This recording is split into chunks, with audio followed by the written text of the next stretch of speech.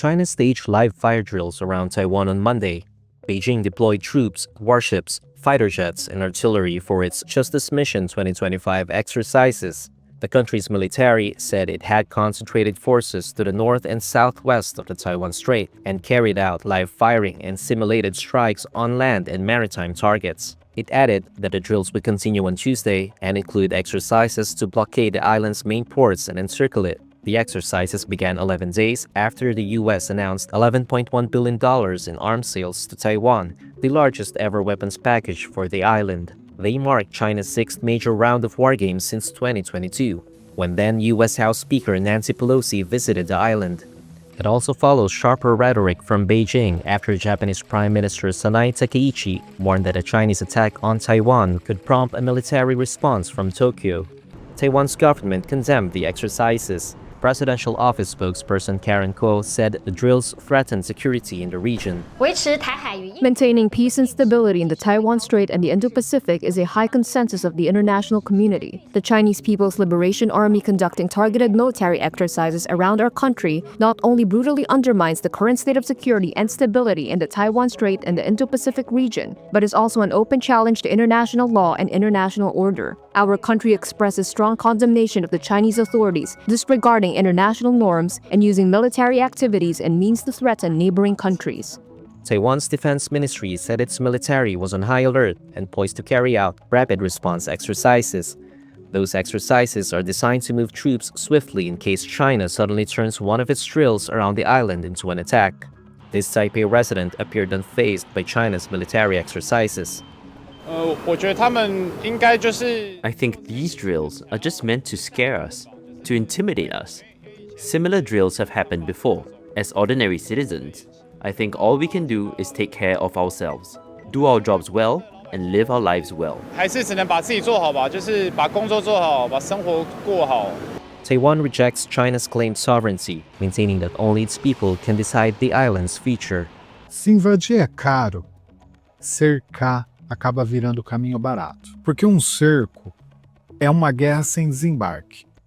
Você quebra o país por dentro, mexendo em rota, custo, medo, sem a imagem do soldado pisando na praia. E é por isso que o que a República Popular da China fez no fim de 2025 ao redor de Taiwan merece um episódio no nosso canal. Não como breaking news, mas como manual de método e de estratégia geopolítica. Foi só um exercício para marcar presença ou foi um ensaio de um começo de um bloqueio real? Bom, no episódio de hoje a gente vai passar por 3 pontos principais. O que aconteceu entre China e Taiwan? O ensaio do cerco. 2.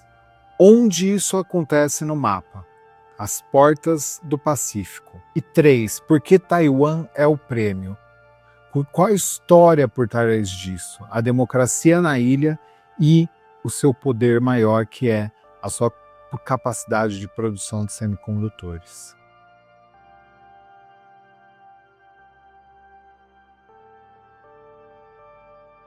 No fim de dezembro de 2025, a China lançou os maiores exercícios já vistos ao redor de Taiwan, chamados de Justice Mission 2025, ou Missão Justiça 2025.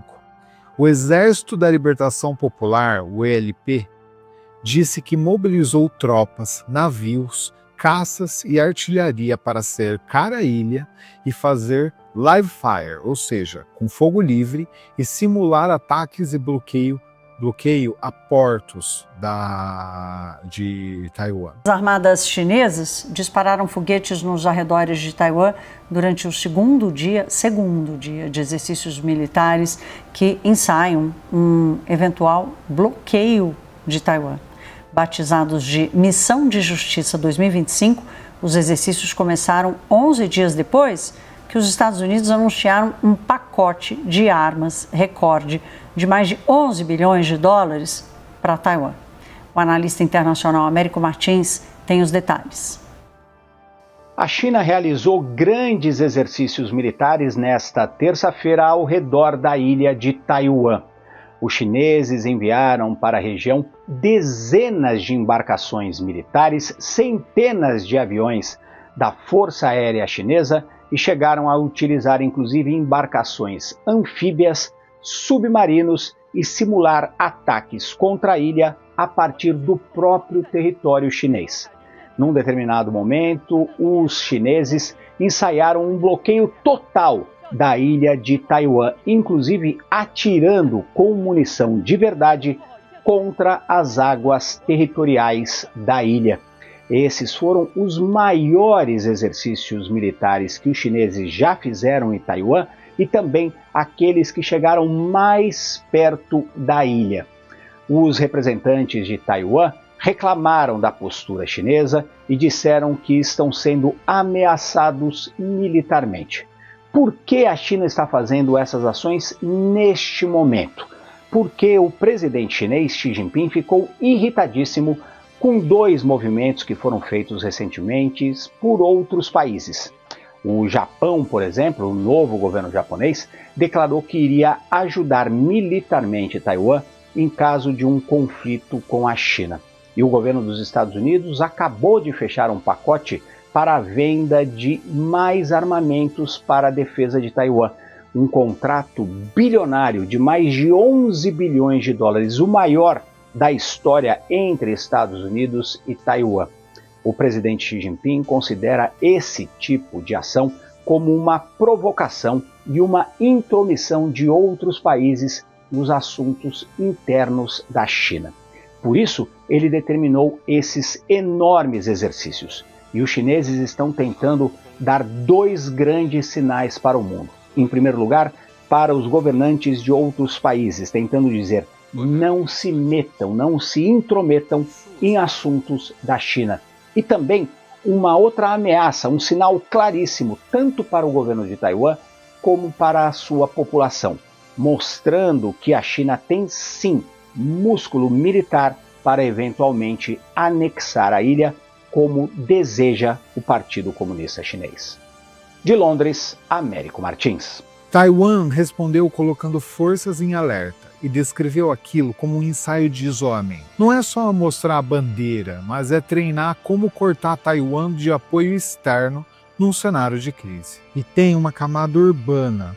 Esses exercícios bagunçaram o tráfego aéreo e aumentaram o clima de normalidade tensa na ilha. É uma ilha tão acostumada com a tensão pela proximidade com a China, porém dessa vez eles ficaram desconfortáveis. Here in Taiwan, the atmosphere is very different from you might read in the headlines. The tension has become part of daily life. One key reason is that people in Taiwan have been living under the threat of the Chinese Communist Party for many decades. The majority of the Taiwanese prefer to maintain the status quo with China, but how to do so is a rather polarized debate. Quando uma potência ensaia um cerco, ela está testando, na verdade, três coisas. Primeiro, o seu controle de mar e ar da região. Segundo, a reação daquele que pretende se invadir, ou seja, a reação de Taiwan.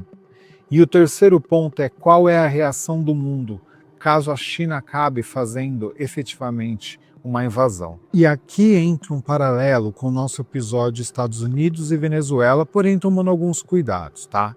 Diferente de Taiwan, a Venezuela era reconhecida internacionalmente como um país soberano, e a semelhança está no método que os Estados Unidos agiu, assim como a China está ensaiando em volta de Taiwan, mas não nos motivos, né, pela qual isso está acontecendo. Cercar é eficiente porque pode forçar a concessão sem a foto que custa mais, que é a invasão, ou seja, fazer com que seu inimigo acabe cedendo sem você ter aquela foto feia da invasão militar. E é exatamente por isso que o exercício de cerco costuma ser o passo mais perigoso antes do momento que não tem mais retorno, que é o momento da invasão. Agora, vamos entender primeiro onde estão esses países. Vamos colocar todos eles num mapa, tá, pessoal? China, Taiwan, Japão, Filipinas, todos eles ali fazem parte de uma região extremamente relevante em termos de fluxo de migração de comércio. Taiwan é uma ilha colada no continente chinês, são só 120 quilômetros de distância. Entre os dois existe o Estreito de Taiwan, que é um corredor óbvio para um eventual cerco chinês. Mas o cerco de verdade não é só ali. Ele passa por portas do Pacífico. Ele passa, por exemplo, pelo canal de Bashi, ou Bashi Channel, que é entre os Taiwan e as Filipinas. E ele também passa pelo Estreito de Miyako, que é o Miyako Strait, perto do Japão, que é outro corredor estratégico para comércio para a China. Então, se você entender essas portas e rotas e saídas, você entende porque a história não é só Taiwan versus China, e sim sobre rotas globais de comércio. Você gostou da análise com método que a gente fez até aqui? A gente ainda vai entrar muito mais fundo nesse tema, mas antes eu peço para que você se inscreva e deixe seu like. E se você quiser participar ainda mais de perto, entre na nossa comunidade e vira membro. Você acaba entrando no nosso grupo do Telegram. A gente vai começar a abrir espaço para áudios dos membros nos próximos vídeos sobre os temas e as pautas que a gente vai colocar durante a semana. Então não deixa de fazer parte dessa, tá? Voltando agora à história, mas sem virar aula, de jeito certo. Vamos pensar um pouquinho nesse contexto histórico entre China e Taiwan. Depois da Segunda Guerra, a China entra numa guerra civil aberta, que durou de 1945 a 1949. De um lado, os nacionalistas, chamados de Kuomintangs, ou KMT, Partido Nacionalista Chinês, liderados por Chiang Kai-shek. Do outro lado, você tinha os comunistas, do Partido Comunista Chinês, o PCC, que na época era liderado por Mao Zedong. Tá? Os lados eram, em resumo, dois projetos de país. O KMT, que era o Partido Nacionalista, era o governo reconhecido internacionalmente naquele momento. O PCC, que é o Partido Comunista, mobilizava o apoio interno e avançava militarmente. Ele tinha um exército e estava em guerra com os nacionalistas dentro da China. Em 1949, o Partido Comunista Chinês venceu no continente e proclama a República Popular da China com a capital em Beijing. O governo do KMT recuou para Taiwan, que pertencia à China, e lá levou toda a estrutura do que chamava de República da China, ROC, para a ilha chinesa. E quando ele levou junto também a capital. Então hoje existem duas Chinas. Existe a República Popular da China, que tem a sede em Beijing, e existe a República da China, que a sede que é basicamente a ilha de Taiwan. E aí vem a peça que congela a história. Quando aconteceu a Guerra da Coreia em 1950, os Estados Unidos da América colocaram a 7ª Frota, a US 7th Fleet, no Estreito de Taiwan, para impedir uma invasão da China em Taiwan. E por que isso? Porque a China era aliada dos norte-coreanos durante a Guerra da Coreia, que foi entre a Coreia do Norte e a Coreia do Sul, enquanto os Estados Unidos era aliado da Coreia do Sul. Tá? Ou seja, Taiwan vira uma ilha protegida por um guarda-chuva estratégico americano. E aí o conflito e essa resolução entre Taiwan e o continente chinês fica sendo adiado aí há décadas já. Taiwan hoje opera como uma democracia, com eleições competitivas e imprensa plural. Tem marcos sociais que ajudam a mostrar a distância entre os sistemas comunista e capitalista. Taiwan, por exemplo, legalizou o casamento entre pessoas do mesmo sexo. E isso mostra o quão diferente ele é da China. Isso acaba criando duas narrativas que são incompatíveis. Enquanto Pequim está falando da reunificação chinesa, muita gente em Taiwan vive como um país de fato, com identidade política própria. Ou seja, Taiwan começa a brigar pela sua soberania e reconhecimento como país independente, no ponto de vista do coração da população. If China wants to bully us, at least we still have the US and Japan. They're our friends. I've always been skeptical of America, but we have no choice if we can't get stronger or have enough forces.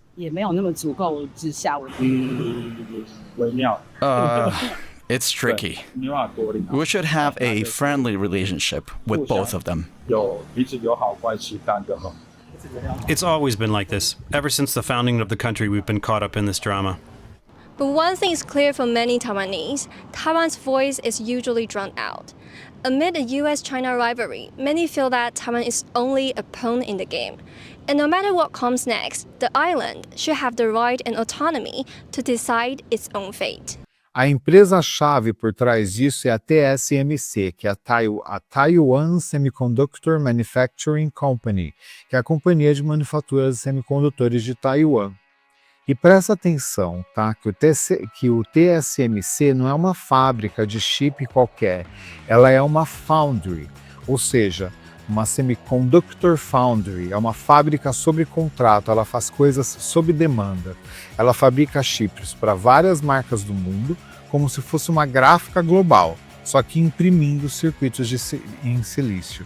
Então o que acontece? As várias indústrias do mundo inteiro, inclusive do Brasil, produzem o seu desenho ou o seu projeto de semicondutor, isso é enviado para Taiwan, lá ele é produzido em larga escala, porque você precisa de muitos chips, e aí volta para o país. Só que quem tem essa capacidade de produção em larga escala é Taiwan. O produto mais valioso de tudo isso são os chips de ponta, que são os chips de 3 nanômetros, 5 nanômetros, que alimentam os celulares topo de linha, os data centers, os computadores mais modernos, e também as empresas de inteligência artificial. Agora, a comparação que importa é que o chip de Taiwan, que move essa briga, não é o mesmo chip que muita gente imagina quando pensa em produção no Brasil. No Brasil, a cadeia costuma aparecer mais em etapas como design, aplicações específicas do chip e muitas vezes a fabricação do wafer, que é a lâmina de silício, vai acontecer fora do Brasil. Né? Existem empresas no Brasil como a Ceitec, que é o Centro Nacional de Tecnologia Eletrônica Avançada, com foco em tipos de chip e soluções próprias, como chips para identificação. Então a gente tem empresas de chips no Brasil, mas o wafer de silício, né, que é esse produto principal para a fabricação do chip, acaba sendo feito lá em Taiwan. Ou seja, quando o mundo fala Taiwan, ele está falando do pedaço mais difícil e concentrado da cadeia. Fabricar em escala com altíssima precisão o chip mais avançado. E chips avançados são alvos que fazem parte da infraestrutura global hoje. Então, o dominar Taiwan é dominar também o futuro do mundo no sentido de tecnologia e infraestrutura global. Primeiro, a posição dos Estados Unidos. O Departamento de Estado soltou uma nota dizendo que as atividades militares da China aumentam as tensões desnecessariamente e pedindo que Pequim cesse pressão militar e volte ao diálogo. Isso é muito interessante quando você compara com o fato de que os Estados Unidos acabou de capturar o Maduro. Tá? A União Europeia se pronunciou pelo Serviço Europeu de Ação Externa, né, afirmando que os exercícios aumentam tensões e põem em risco a paz e estabilidade, e pedindo contenção e diálogo. Tá? Já o Japão, por meio do seu Ministério das Relações Exteriores, publicou declaração dizendo que está seriamente preocupado e que os exercícios elevam as tensões e o risco de escalada. Taiwan, por sua vez, também se pronunciou, pelo seu Ministério das Relações Exteriores, e ele condenou as manobras como provocação e escalada que ameaça a paz regional. A China, os porta-vozes foram o Ministério das Relações Exteriores. E eles disseram que armar Taiwan para conter a China só empurra o estreito para o perigo e reafirmaram que tentativas de impedir a unificação estão fadadas ao fracasso. E algumas outras pequenas menções de alguns estados. O Reino Unido pediu restrição e solução pacífica e Pequim respondeu criticando as falas britânicas, enquanto a Alemanha também publicou uma nota pedindo contenção e diálogo. Já o Brasil, gente, eu procurei por nota oficial, tá? específica do Itamaraty sobre esses exercícios que aconteceram no dia 29 e 30 de dezembro de 2025 e não encontrei uma nota clara e direta. A cobertura brasileira ficou mais em reportagens do que em posicionamento oficial. O que dá para dizer com segurança é: em documentos bilaterais, o Brasil costuma reafirmar o princípio de uma só China, mas isso é posição estrutural e não uma reação pontual a esse exercício. Então, agora vem a pergunta que vale ouro. Foi uma presença, ou um exercício de demonstração de presença, ou foi um bloqueio real? Bom, dá para responder, gente, sem futurologia barata, tá bom? O cenário 1 de resposta foi um exercício de presença, um show de força para lembrar: eu posso cercar quando eu quiser. Isso pressiona Taiwan psicologicamente, mexe no mercado e testa reações sem cruzar o ponto da guerra. Agora tem um outro cenário: se foi de fato um ensaio de um começo de um bloqueio real, como aconteceu aqui na América do Sul no Caribe. Um treino para um dia em que Pequim decide que não precisa invadir, basta interromper portos, rotas e apoio externo até Taiwan ceder. E o ponto é: os dois cenários têm a mesma utilidade: medir custo internacional e acostumar o mundo ao novo normal, que é essa nova Guerra Fria que anda acontecendo, tudo bem? Eu fecho assim então. Taiwan é uma ilha, mas é uma encruzilhada de rota, soberania e tecnologia. E a pergunta que eu quero nos comentários é direta, porém é difícil, tá, pessoal? Você é a favor da unificação chinesa?